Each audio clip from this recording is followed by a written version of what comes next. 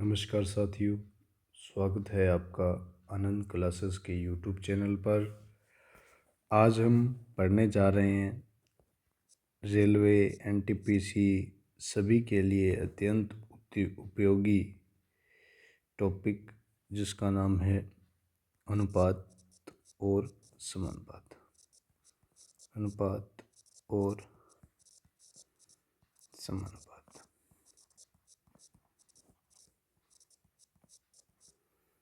ठीक है, सबसे पहले इस टॉपिक को करने से पहले आपको मैं कुछ महत्वपूर्ण बातें बताना चाहता हूँ।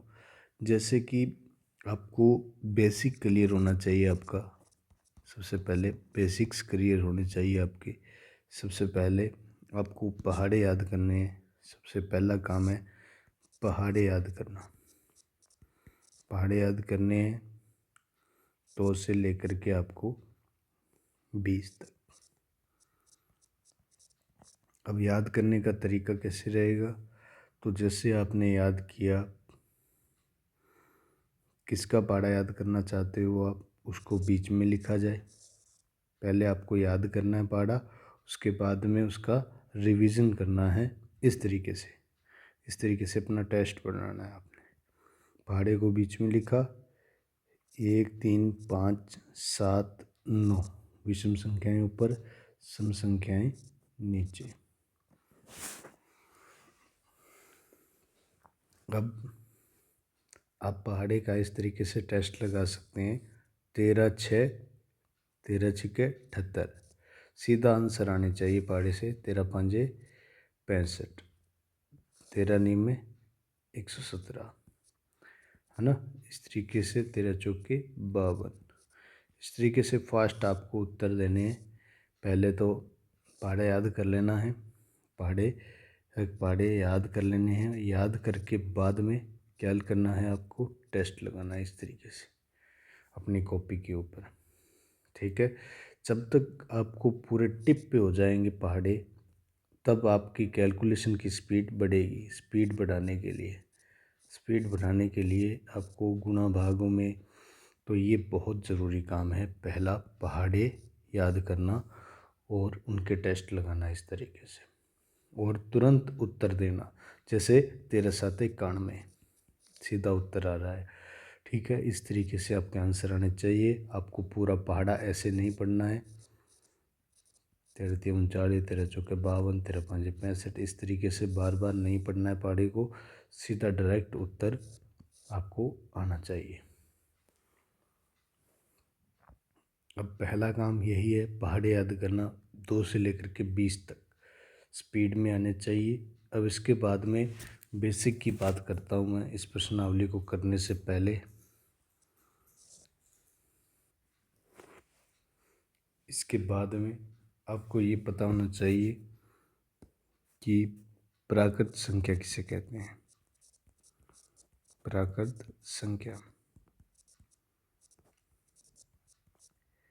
ठीक है। प्राकृत संख्या का वैसे मैंने पहले वीडियो डाला हुआ है बेसिक मैथ के अंदर, लेकिन वापस से बता देता हूँ।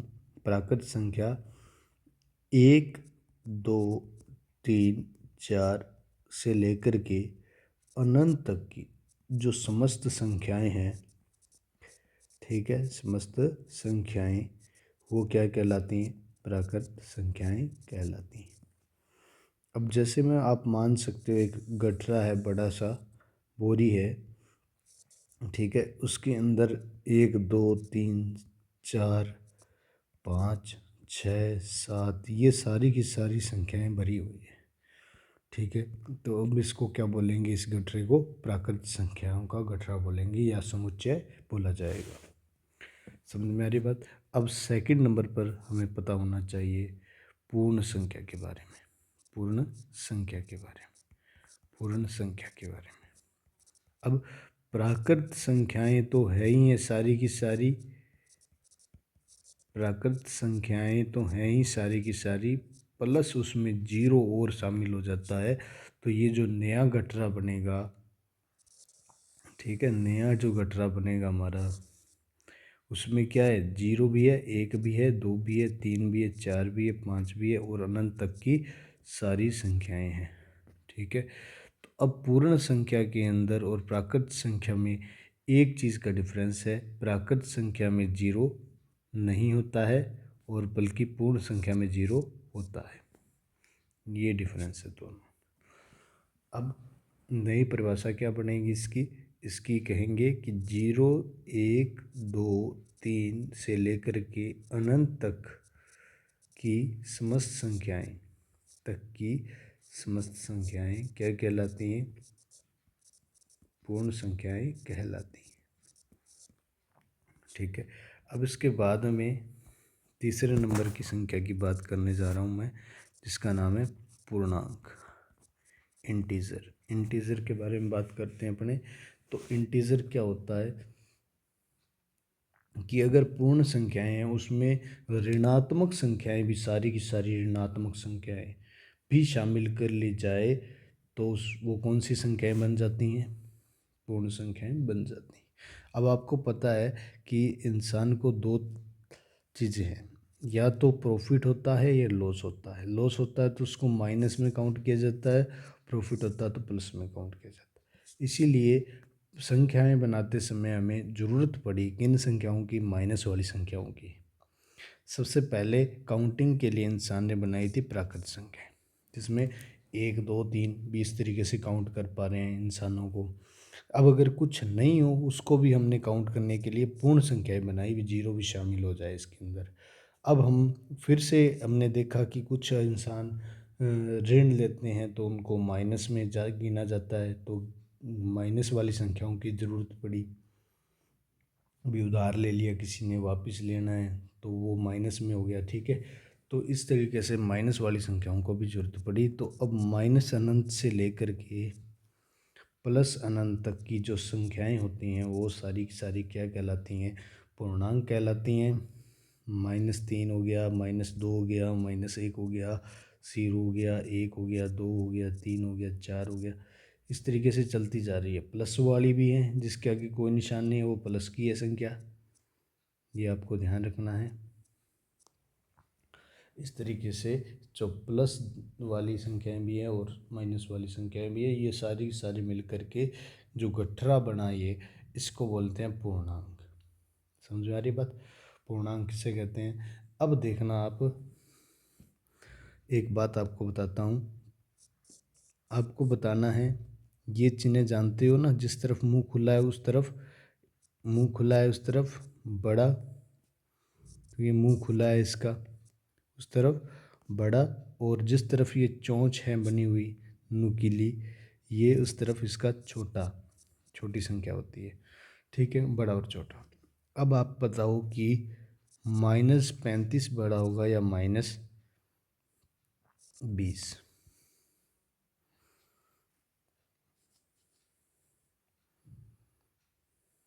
अब इसका आंसर जो रहेगा वो रहेगा कि -20 बड़ा है और -35 छोटा है। ध्यान रखना, ध्यान रखना कि माइनस जब चिन्ह लगाओ, माइनस जब चिन्ह, माइनस की संख्याएं हों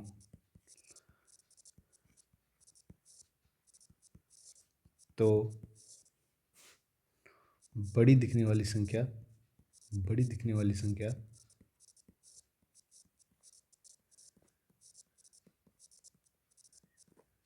छोटी होती है और छोटी दिखने वाली संख्या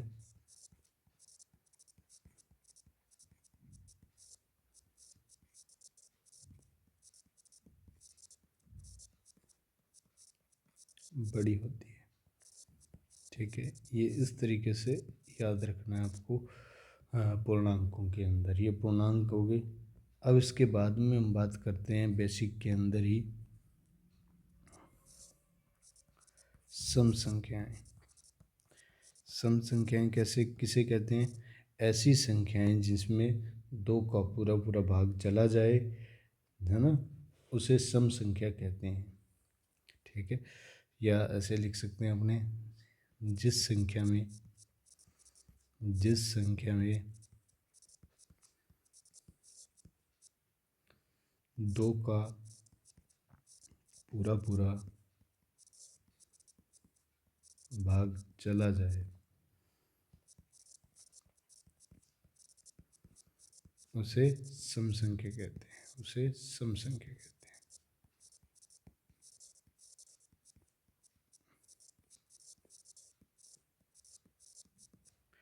ये याद रखना आपको, ठीक है। जैसे 2 हो गया, 4 हो गया, 6 हो गया, 8 हो गया, ठीक है। ये सारी की सारी सम संख्याएं हैं।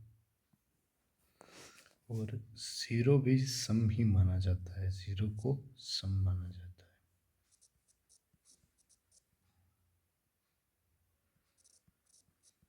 ठीक है। अब इसके बाद में आती है विषम संख्या। विषम संख्या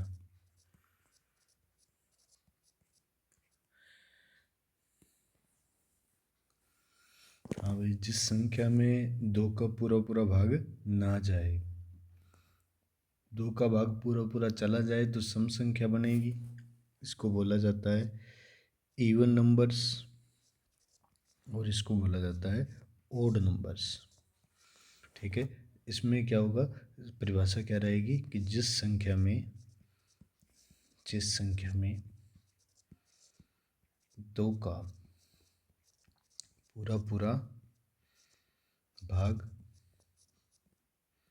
न जाए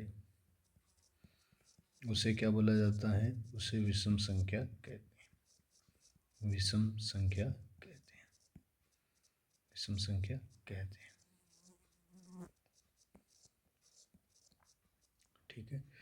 तो जैसे 1 हो गया, 1 में 2 का पूरा पूरा भाग नहीं जाता। 3 हो गया, 5 हो गया, 7 हो गया, 9 हो गया। इस तरीके से ये सारी संख्याएं बनेंगी। आगे आगे 11, 13, 15, ठीक है। ये सारी की सारी विषम संख्याएं कहलाती हैं। अब इसके बाद में आती है, बात करते हैं हम प्राइम नंबर की, अभाज्य संख्या की। अभाज्य संख्या की, अभाज्य संख्या जिसको बोला जाता है प्राइम नंबर, और हिंदी में एक नाम और लिया जाता है इसका, रूढ़ संख्या। रूढ़ संख्या, रूढ़ संख्या किसे कहते हैं, सुनना ध्यान से।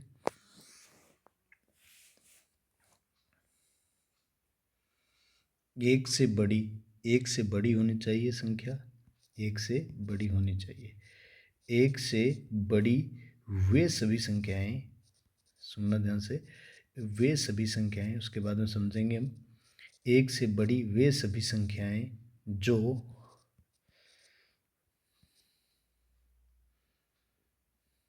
एक या एक व स्वयं के अतिरिक्त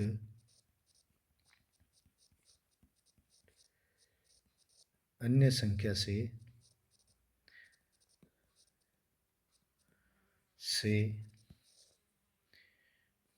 विभाजित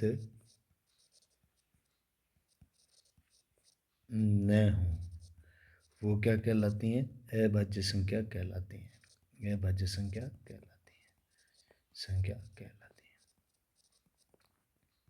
और सुनना ध्यान से, एक या स्वयं, इसके अलावा किसी अन्य संख्या से विभाजित न हो। ठीक है। अब जैसे देखो, मैं आपके सामने संख्याएं लिख रहा हूँ, अब समझने का टाइम है। ठीक है। एक से बड़ी होनी चाहिए, एक से बड़ी 2 होती है, 3 होती है, 4 होती है, 5 होती है, 6, 7, 8, 9, 10, 11, 12। अब अपने देखें तो सबसे पहले आया 2। 2 में किस किस का भाग जा सकता है, एक का तो सभी से भाग लगा सकते हो, एक को किसी भी संख्या से भाग लगाओ, उत्तर क्या आएगी, वही संख्या वापस आ जाएगी। समझ में आ रही है बात, कि जैसे 2 से भाग लगाया मैंने, 2 को 1 से भाग लगाया, 2 को 1 से भाग लगाया, तो उत्तर कितना आया, 2। तो एक तो पूरा भाग लाया जा रहा है इसके अंदर, इस 2 के अंदर एक का तो पूरा पूरा भाग जा रहा है। अब और किसका जा रहा है, तो ये इस 2 के अंदर खुद का भी जा रहा है पूरा पूरा भाग। अब बताओ 3 का जा रहा है कि इस 2 के अंदर पूरा पूरा भाग? तो आप कहोगे कि 3 के पहाड़े में 2 आता ही नहीं है, तो इसका मतलब पूरा पूरा भाग नहीं जाएगा। तो 2 एक ऐसी संख्या है जिसमें खुद का भी जा रहा है और 1 का भी जा रहा है, इसके अलावा किसी का भाग नहीं जा रहा। तो इस 2 को क्या बोला जाएगा? अभाज्य संख्या यानी प्राइम नंबर बोला जाएगा। ये प्राइम नंबर हो गया। तो समझ में आ रही बात? अब 3 को चेक करते हैं अपने। तो 3 में 1 का पूरा पूरा भाग जा सकता है, 1 का सभी में जाता है पूरा पूरा भाग। याद रखना, संख्या को, कोई भी संख्या को किससे भाग लगाया जाए? 1 से भाग लगाए जाए तो यही संख्या वापस उत्तर आ जाती है। ठीक है, तो अब 1 का लगाएंगे भाग तो जाएगा पूरा, और किसका? 2 का नहीं जाएगा, 2 के पहाड़े में आता ही नहीं है 3। अब 3 का जाएगा पूरा पूरा भाग।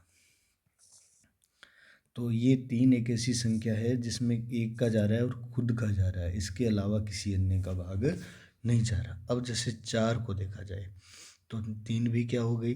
अभाज्य संख्या हो गई। अब 4 को देखें अपने, तो 4 में 1 का भाग जा रहा है, 1 से तो भाग लगा सकते हैं, पूरा पूरा जाएगा 4 को।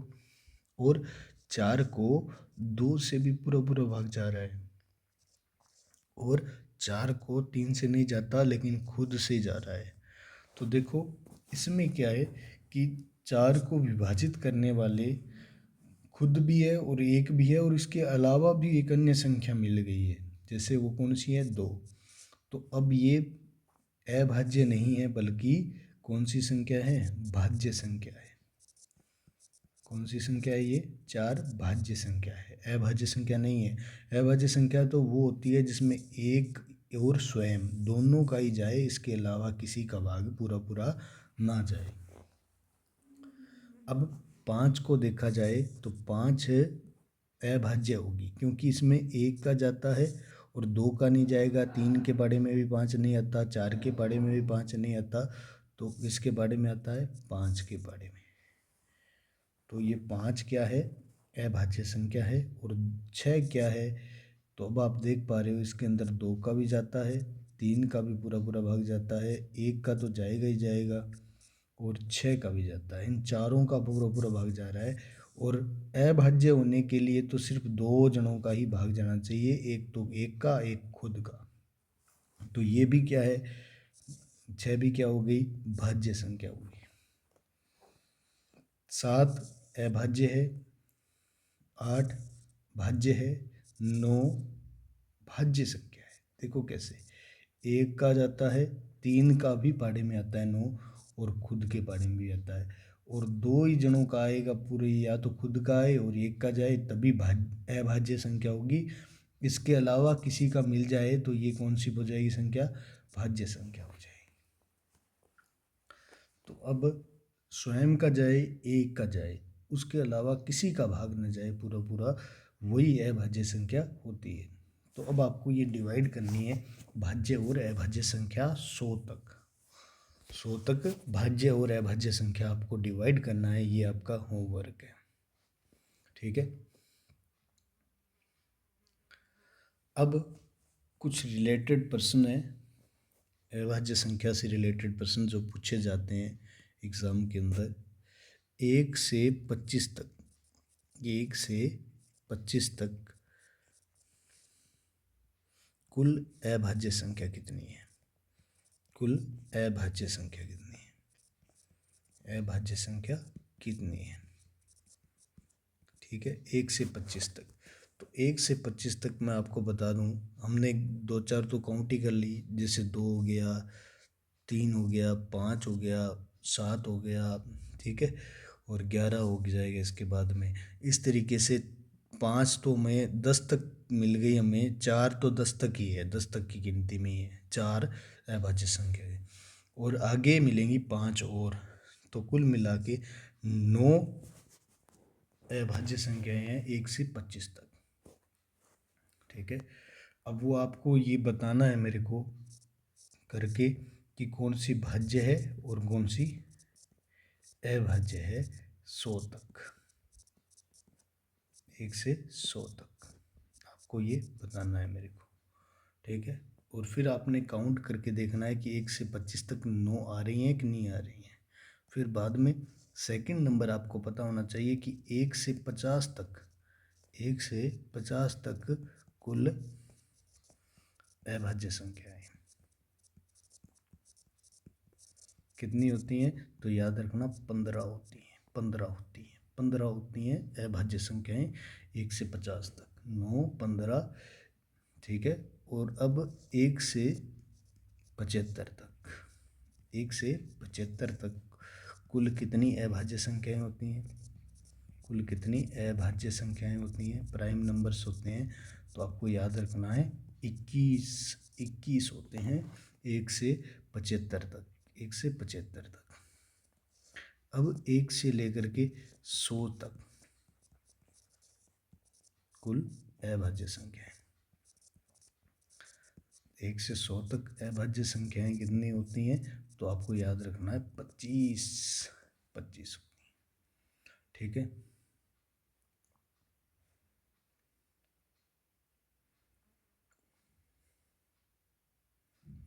ठीक है, अब एक दो प्रश्न और पूछे जाते हैं अभाज्य संख्या से रिलेटेड, वो हम डिस्कशन करते हैं। जैसे पहला प्रश्न है कि पहली अभाज्य संख्या क्या है, पहली अभाज्य संख्या क्या है, पहली अभाज्य संख्या क्या है, तो आप बता दोगे कि 2 है पहली अभाज्य संख्या।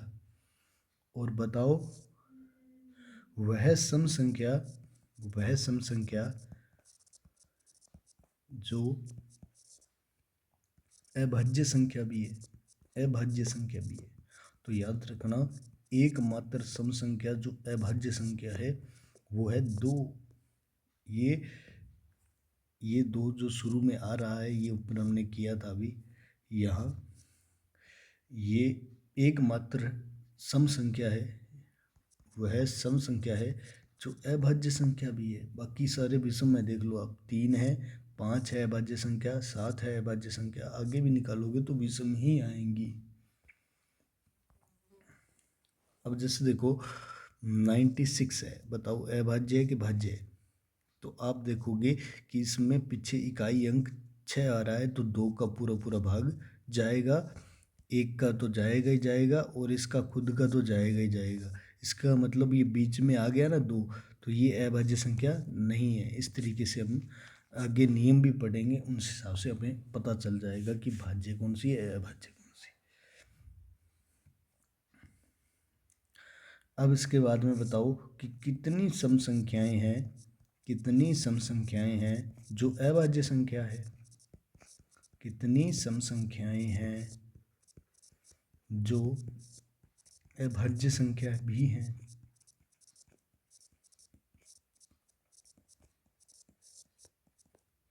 वो है एक अभाज्य संख्या ऐसी है जो सम संख्या है, वो कौन सी है, तो 2 है। इसमें संख्याएं पूछी हैं कि कितनी है वो संख्याएं जो सम संख्या भी है और अभाज्य संख्या भी है, तो 1 है, वो 2 है अकेला, ठीक है। अब इसके बाद में हम पढ़ रहे हैं आगे सह अभाज्य संख्याएं, सह अभाज्य संख्याएं, सह अभाज्य संख्याएं।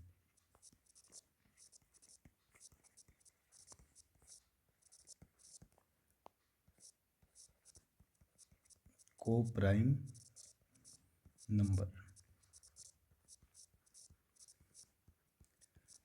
ठीक है, को प्राइम नंबर ये किसे कहते हैं, तो ऐसी 2 या 2 से अधिक संख्याएं, ऐसी 2 या 2 से अधिक संख्याएं जिनमें कोई कॉमन नहीं हो, कोई भी कॉमन न हो, यानी उभयनिष्ठ न हो, ऐसी 2 या 2 से अधिक संख्याएं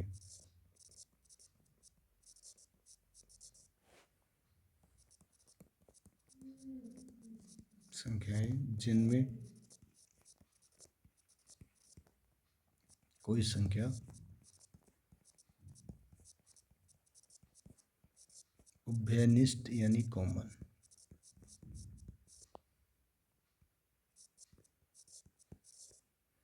अर्थात इसका मतलब क्या है कॉमन नहीं हो, मतलब HCF highest common factor is equal to 1 हो, जिनका HCF 1 हो वे क्या कहलाती हैं, सहभाज्य संख्याएं कहलाती हैं। जैसे मैं देखूं 15 और 16 किसी के पाड़े में आते हैं क्या, दोनों एक ही पाड़े में नहीं आते हैं, सिर्फ एक के पाड़े में आते हैं, है ना, एक वाली गिनती वाला पाड़ा होता है वो। ठीक है, तो ये कौन सी संख्याएं कहलाएंगी, ये दोनों संख्याएं कहलाएंगी सहभाज्य संख्या, को प्राइम नंबर। ठीक है, को प्राइम नंबर कहलाएगी ये। ठीक है, अब देखो जैसे मैं लिख देता हूँ 15 और 21, क्या ये सहभाज्य संख्या है, तो आप देखो ये 3 के पाड़े में आ रही है, ये भी 3 के पाड़े में आ रही है, इसका मतलब 3 का पाड़ा इन दोनों में कॉमन है। ठीक है, कॉमन कौन सा आ गया, 3 आ गया इसमें कॉमन, तो ये को प्राइम नंबर नहीं है, क्योंकि इनमें कोई कॉमन नहीं होना चाहिए, उभयनिष्ठ नहीं होना चाहिए, एक ही पाड़े वाली संख्या नहीं होनी चाहिए। समझ में आई बात, सहभाज्य संख्या के बारे में पता चला। अब आगे हम प्रश्नावली की ओर चलते हैं, फिर बाद में थोड़ा सा बेसिक और करेंगे, लेकिन बेसिक ख़त्म होता ही नहीं है, क्योंकि बहुत कुछ जानकारियाँ होती हैं जो समय समय पर आती रहती हैं आगे। अब थोड़ा सा अनुपात समानुपात के बारे में मैं डिस्कशन करता हूँ। ठीक है, अनुपात और समानुपात के बारे में।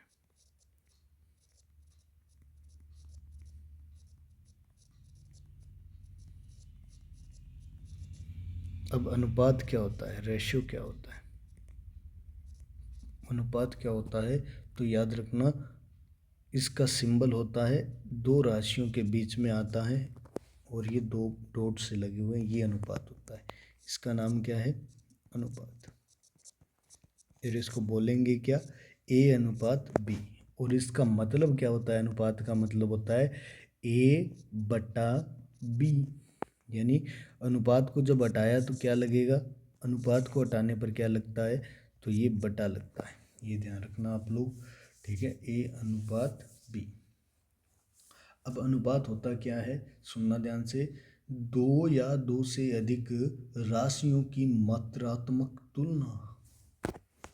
ठीक है, क्या होता है अनुपात, तो याद रखना दो या दो से अधिक राशियों की, दो या दो से अधिक राशियों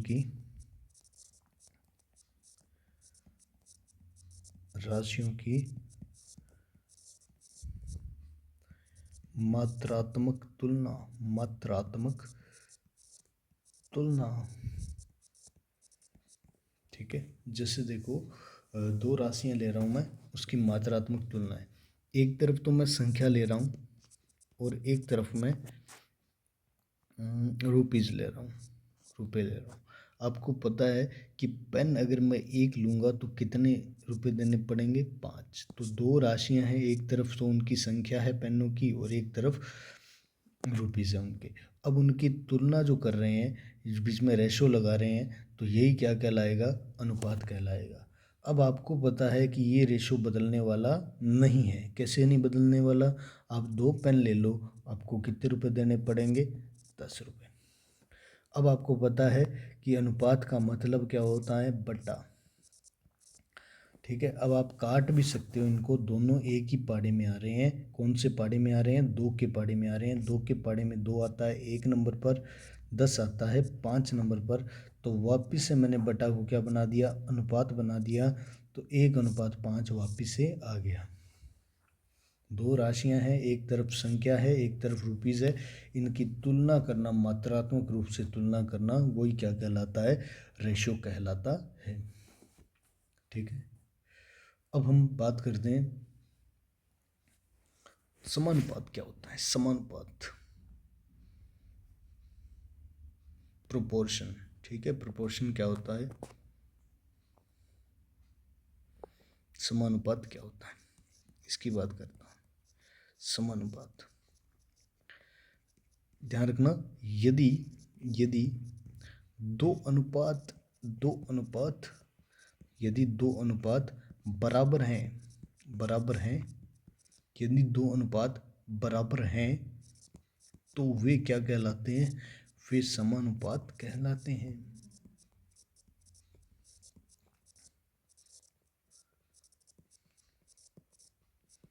जैसे देखो, समानुपात का जो साइन होता है, ये अनुपात का साइन है, दो बिंदियां, और जब चार बिंदियां हो जाएं तो ये किसका साइन बन जाता है? ये बन जाता है अपने समानुपात का साइन, यानी प्रतीक, इसका चिन्ह है इसका। अब देखो, जैसे दो अनुपात अगर बराबर हैं, जैसे मान लो ये है, ठीक है, तो ये क्या कहलाएंगे? समानुपात कहलाएंगे।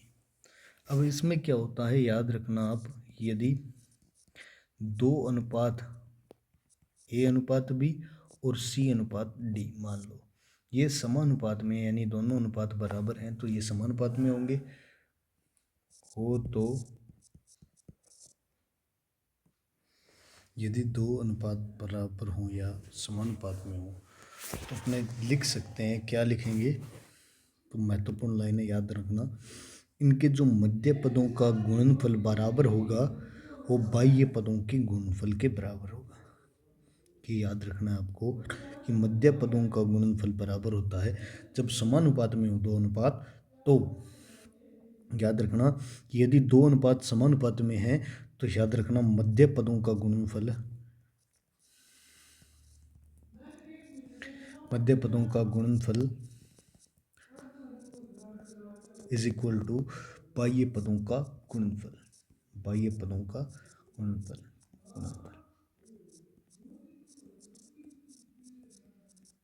ठीक है, ये याद रखना है। अब इसको इसके अकॉर्डिंग हम देखें तो क्या आएगा? ए बी अनुगुणा सी, इनका गुणनफल बराबर होगा ए गुणा डी के। ठीक है, इस तरीके से आपको याद रखना है, बाह्य पदों का गुणनफल बराबर होगा मध्य पदों के गुणनफल के। अगर समानुपात में है, दो अनुपात समानुपात में है, तो इस तरीके से लिखा जाता है। आपको ये याद रखनी इतनी जानकारी। अब आप कर सकते हो, अपने 3-4 सवाल करते हैं शुरू वाले। ठीक है, तो स्टार्ट करते हैं पहले सवाल से। ठीक है, ये हमारा प्रथम सवाल है। अब आपको x का मान ज्ञात करना है। 5:25 है, 5:25 है और 56:x है। तो इसका मान ज्ञात कीजिए, करें। इसका मान ज्ञात करना है x का, तो करते हैं अपने यहाँ पे सॉल्यूशन इसका। 5:25 समानुपात 56:x। अब आपको ये पता है कि जब समानुपात लगा हुआ है तो मध्य पदों का गुणनफल, मध्य पदों का गुणनफल इज इक्वल टू बाह्य पदों का गुणनफल, ये याद है। अब ये 5 गुणा में है, देखो बराबर के दो साइडें होती हैं, ये थोड़ी सी कॉमन सी बात बता देता हूँ मैं। बराबर है, बराबर लगा हुआ है, तो उसके इस तरफ वाली साइड को बोला जाता है लेफ्ट हैंड साइड, और इसको बोला जाता है राइट हैंड साइड। ये आपको पता होना चाहिए। ये दो साइडें होती हैं, लेफ्ट हैंड साइड बराबर की इस तरफ वाली, और ये राइट हैंड साइड। याद रखना, कोई भी अगर प्लस वाली संख्या बराबर के उस तरफ जाती है तो वो हो जाती है माइनस की। इसी को बोला जाता है पक्षांतरण, पक्षांतरण, पक्षांतरण बोला जाता है इसको। और माइनस वाली संख्या अगर उस तरफ कूद जाएगी, बराबर के उस तरफ, यानी राइट हैंड साइड में चली जाएगी, तो वो किसकी हो जाएगी? प्लस की हो जाएगी। और ये गुणा वाली संख्या होगी, वो उस तरफ जाएगी, राइट हैंड साइड में जाएगी या लेफ्ट हैंड साइड में आएगी, तो वो किसकी हो जाएगी? भाग की हो जाएगी। ये काम दोनों तरफ चलेगा। अगर माइनस वाली संख्या इधर आएगी तो प्लस की हो जाएगी, प्लस वाली संख्या इधर आएगी तो माइनस की हो जाएगी। यानी लेफ्ट से राइट आए भले राइट से लेफ्ट आए, उनका इस तरीके से चिन्ह परिवर्तन होगा, गुणा वाला भाग में, भाग वाला गुणा में। इसको बोलते हैं पक्षांतरण। अब हम देख पा रहे हैं कि दो हिस्से बने हुए हैं हमारे, ये लेफ्ट हैंड साइड है और ये आपकी राइट हैंड साइड है। राइट हैंड साइड में हमें x ज्ञात करना है, इसका मतलब x को रखना है, बाकियों को भगाना है। 5 देखो आप x के गुणा में बैठा है, इधर आके भाग में हो जाएगा। 25 गुणा 56 भाग 5, और बराबर में क्या रह जाएगा, अकेला x रह जाएगा राइट हैंड साइड में। ये राइट हैंड साइड से 5 लेफ्ट हैंड साइड की ओर आ गया नेक्स्ट स्टेप के अंदर। ठीक है, अब इस तरीके से पक्षांतरण हमने कर लिया। अब इसके बाद में हम देखेंगे कि ऊपर नीचे ये अंश है और ये हर है। अंश और हर में कोई ऐसी संख्याएं हैं जो एक ही पाड़े में आ रही हूँ, तो आप देख पा रहे हो 25 और 5 दोनों एक ही पाड़े में आ रहे हैं। मैं इनको काटना चाहूँगा। 5 के पाड़े में 5 1 नंबर पे आता है और 25 5 नंबर पे आता है, ये काट दिया। हर में अगर एक हो तो कोई दिक्कत नहीं है, सभी संख्याओं के हर में एक होता ही है। अगर आपको मैंने 2 लिखा है तो इसका मतलब आप 2/1 भी लिख सकते हो, एक ही बात है, क्योंकि 2 को 1 से भाग लगाओगे 2 आ जाएगा। अब देखो 2 है, इसके रूप अनेक हैं पर एक ही है। अब देखो इसको आप ऐसे भी लिख सकते हो, 2.0 भी +2 भी 2/1 भी लिख सकते हो। रूप अनेक हैं पर ये एक ही 2 ही है, समझ गए। नीचे एक है, कोई दिक्कत नहीं है। ऊपर वालों को आपस में क्या होगा, गुणा होगा, क्योंकि बीच में गुणा का साइन लगा हुआ है। तो 56 को मैंने 5 से गुणा कर दो, उत्तर आया 5 के 30, 3 आई हासिल, 25 और 3 28। x बराबर आ गया अपने पास 280, इसका आंसर आ गया 280। ये वाला बे ऑप्शन इज राइट रहेगा। अब इसके बाद में हम आगे वाले सवाल में चाहते हैं, ये भी इसी के जैसा है जैसा हमने अभी किया है दूसरा नंबर। ठीक है, ये पूछ रहा है यदि 7:x समानुपात में है 17.5:25:22:5 के, ये दोनों समानुपात में है।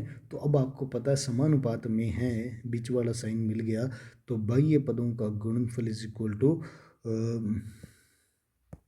अंतः पदों का गुणनफल। इसका सॉल्यूशन करते हैं। सॉल्यूशन, अब आपको पता ही है कि बाह्य पदों का गुणनफल, बाह्य पदों का गुणनफल, तो बाह्य पदों का गुणनफल कर देता हूँ मैं। पहले मध्य पदों का कर लेता हूँ। x और 17.5 आ गया। अब बराबर में 7 गुणा 22.5 ये, ठीक है।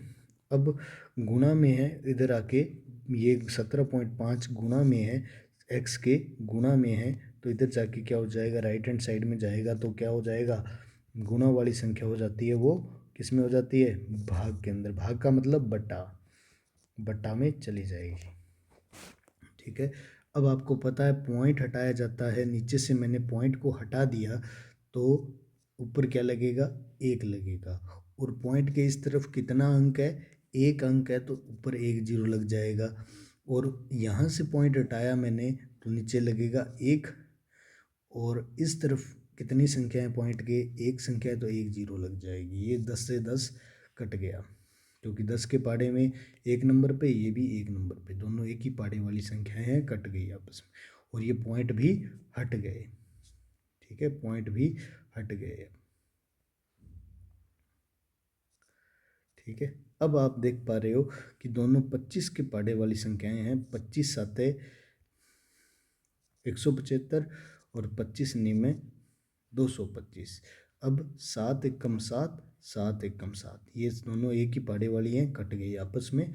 किस किस नंबर पे आती हैं वो सीधा डायरेक्ट, और उत्तर अपने पास आया निकल के x बराबर 9 एकम 9। ऊपर वालों का अंश से गुणा होता है, हर का हर से गुणा होता है। 1 का 1 से गुणा किया 1, 9 का 1 से किया 1 9, और 9 का 1 से किया 9, तो फाइनल आंसर रहेगा 9 इसका। अब नेक्स्ट सवाल पे चलते हैं। तो अब हमें पता है कि x अनुपात 3/7 समानुपात में है 7/9 अनुपात 5/9 के समानुपात में है। ठीक है, तो इसको करते हैं अपने सॉल्यूशन इसका।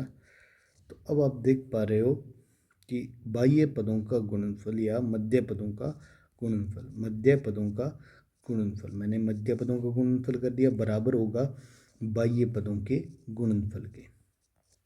ठीक है, अब आप देख पा रहे हो कि अंश और हर आपस में कट सकते हैं।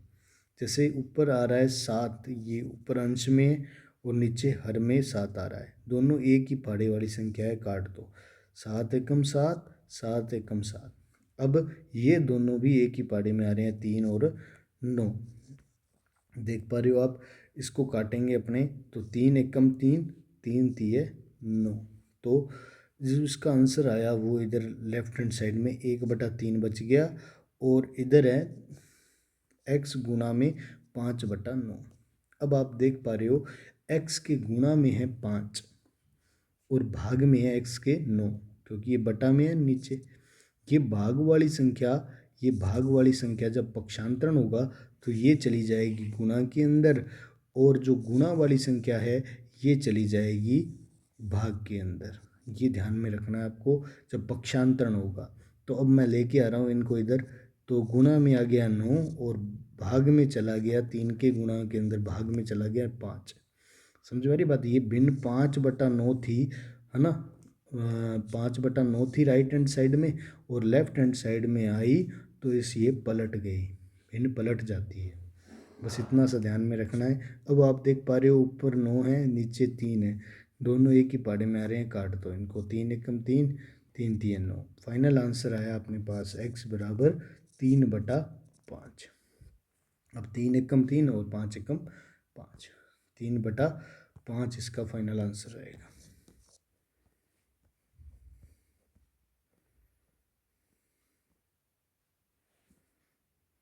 अब आगे हम बात करते हैं वह परिमेय संख्या क्या होगी जिसका 1/27 के साथ वही अनुपात है जो कि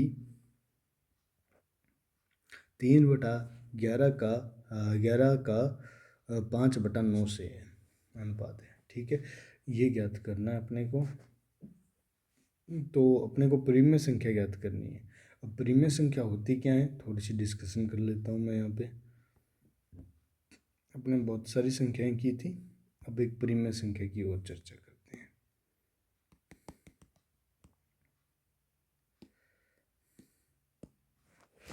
परिमेय संख्या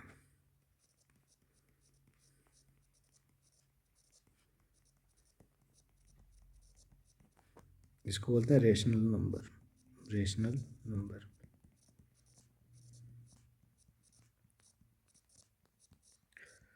ये होती क्या है, ध्यान रखना। ऐसी संख्या ऐसी संख्या संख्या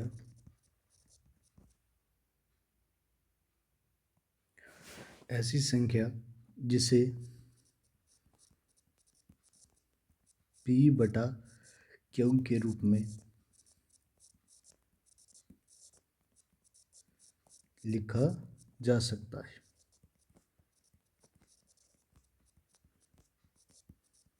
जहाँ Q नॉट इक्वल टू 0, यानी नीचे वाला 0 नहीं हो सकता। जैसे 3/5। और P और Q कहाँ से उठ उठ के आते हैं, तो ये बिलोंग करते हैं, कहाँ से आती हैं ये दोनों संख्याएं, तो ये आती हैं पूर्णांक से। ये भी आपको ध्यान रखना है। जैसे ये भी पूर्णांक है, ये भी पूर्णांक है। -5/7 ये भी माइनस वाला पूर्णांक है, ये धनात्मक पूर्णांक है। ये सारी की सारी संख्याएं बटा वाली क्या कहलाती हैं, परिमेय संख्या कहलाती हैं। अब हम सवाल की ओर आ रहे हैं। तो सवाल में क्या था हमारा कि अनुपात ज्ञात करना है। अनुपात क्या, वो परिमेय संख्या ज्ञात करनी है जिसका का की जगह, जिसकी जगह अपने x मान लेते हैं, तो जिसकी जगह हम x मान लेते हैं और का की जगह हम गुणा लगाएंगे। आपको पता ही है, यह अनुपात है, जिसका अनुपात है 1/27 के साथ वही है अनुपात है जो जो जो 3/11 का 5/9 से है। ठीक है, अनुपात है, यानी दोनों अनुपात ये बराबर है। जिसकी जगह x लगा दिया और 1/27 के साथ अनुपात, कोई संख्या है उसका 1/27 के साथ अनुपात वही है जो इन दोनों का आपस में अनुपात है, यानी ये दोनों समानुपात में है, यानी दो अनुपात बराबर है। अब आपको क्या करना है, मध्य पदों का गुणनफल करना है। 1/27 का गुणा हो जाएगा 3/11 से, बराबर में एक्स का गुणा हो जाएगा 5/9 से। अब आपको पता है ये कट रहा है 3 एकम 3, 3 निमे 27, क्योंकि ऊपर नीचे वाले कट जाते हैं, लेकिन नीचे नीचे वाले कभी भी नहीं कटते, ऊपर ऊपर वाले कभी भी नहीं कटते। अब आपको पता है 1/99 है यहाँ पे, 11 निमे 99 है ना। ये भिन्न इस तरफ आएगी तो 5/9 है राइट हैंड साइड में, ये राइट हैंड साइड में 5/9 है, इस तरफ आएगी तो क्या हो जाएगी 9/5 हो जाएगी, और बराबर में कुछ नहीं बचा x। ठीक है, तो ये इस तरफ आ जाएगी। अब इसके बाद में 9 के पार्ट से कट रहा है, 9 एकम 9, 9 एकम 9, 9 एकम 9, यानी 11 आ जाएगा भाग लगाने पर। जब आप 99 को 9 से भाग लगोगे तो 9 एकम 9, घटाव किया 0 आया, ऊपर से उतारा 9, 9 एकम 9 यानी 11 आ जाएगा। और उत्तर आया अपने पास x बराबर आया 1/, ऊपर देखो अंश में 1 गुणा 1 है तो 1 एकम 1, और 11 पंजे 55 आया हर के अंदर, है ना। ये आंसर आएगा अपना 1/55, ये आंसर राइट रहेगा इसके अंदर। अब इसके बाद में नया कॉन्सेप्ट आएगा, नए कॉन्सेप्ट में मध्यानुपाती होगा, तृतीयानुपाती होगा, चतुर्थानुपाती होगा, और अनुपातों का गुणा भी होगा, वो अपने करेंगे नेक्स्ट पार्ट के अंदर। धन्यवाद।